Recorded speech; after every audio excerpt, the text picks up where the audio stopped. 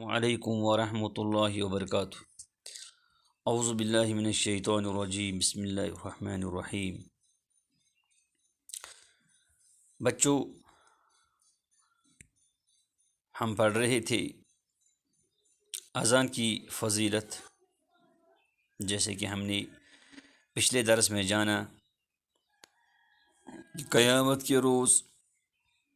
اذان دینے والے کی گردنیں تمام لوگوں سے اونچی ہوں گی۔ گویا اللہ تعالیٰ روز قیامت ان لوگوں کو اذان کے باعث بلند مقام عطا فرمائے گا، اور اذان کی وجہ سے مؤذن کی مغفرت کر دی جاتی ہے۔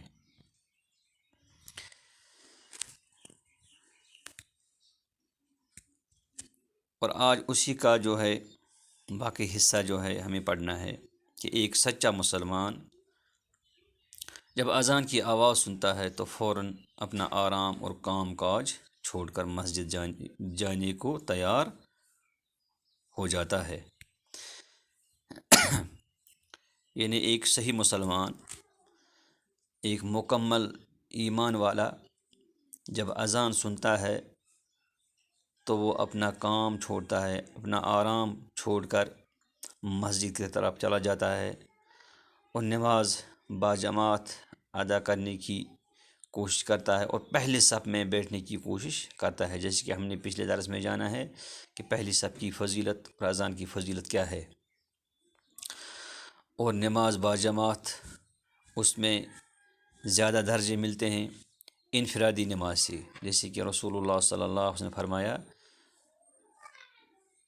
صلاۃ الجماعت افضل من صلاۃ الفرد ب27 درجہ او ب25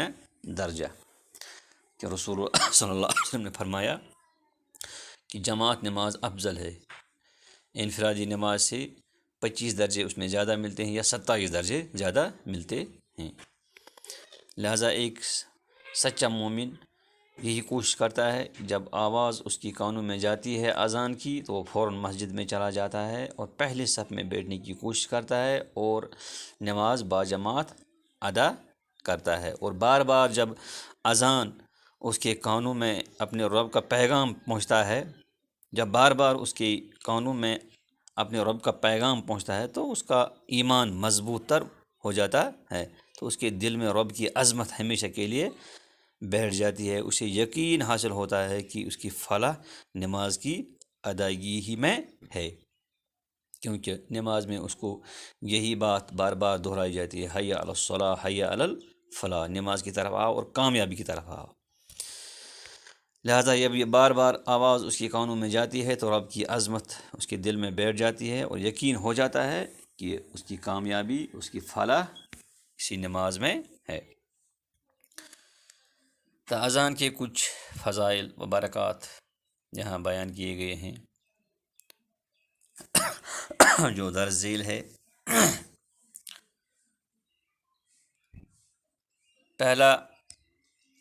اذان کی آواز انسان کے دل میں اللہ تعالیٰ کی بڑائی کا خیال پیدا کرتی ہے۔ بار بار جب انسان یہ اذان سنتا ہے تو لازمی طور اس کے دل میں یہ اللہ تعالیٰ کی بڑائی کا خیال پیدا ہوتا ہے۔ دوسرا، اذان سنتے ہی انسان دنیاوی کاموں کو چھوڑ دیتا ہے۔ یہ ایمان کی ہی علامت ہے کہ جب انسان اذان سنتا ہے تو وہ اپنا کام کاج، اپنا آرام چھوڑ دیتا ہے اور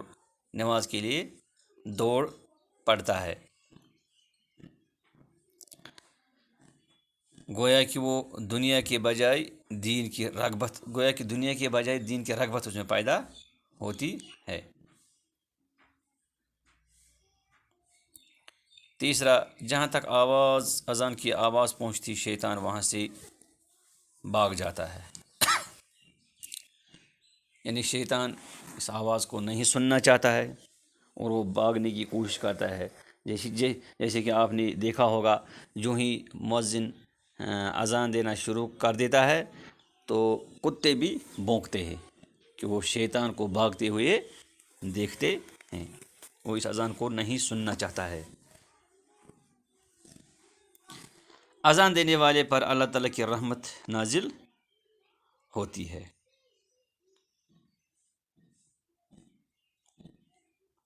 پانچواں،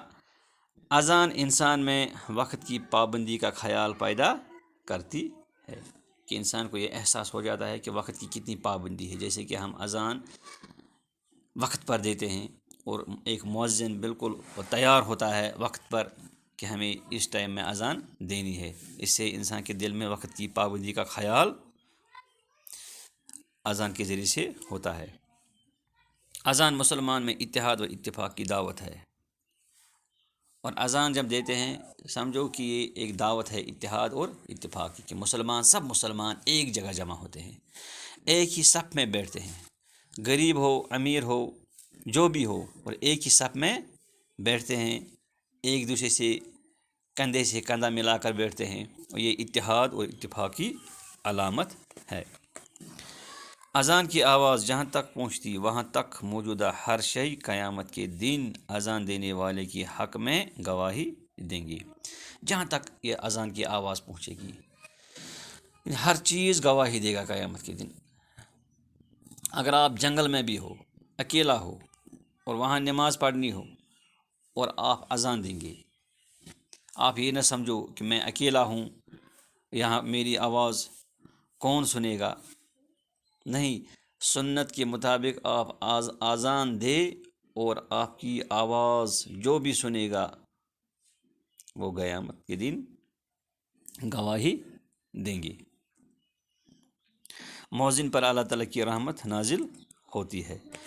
اور کیونکہ مؤذن جو ہے دعوت کا کام کرتا ہے، لہٰذا اللہ تعالیٰ کی رحمتوں کا نزول اس پر جاری رہتا ہے۔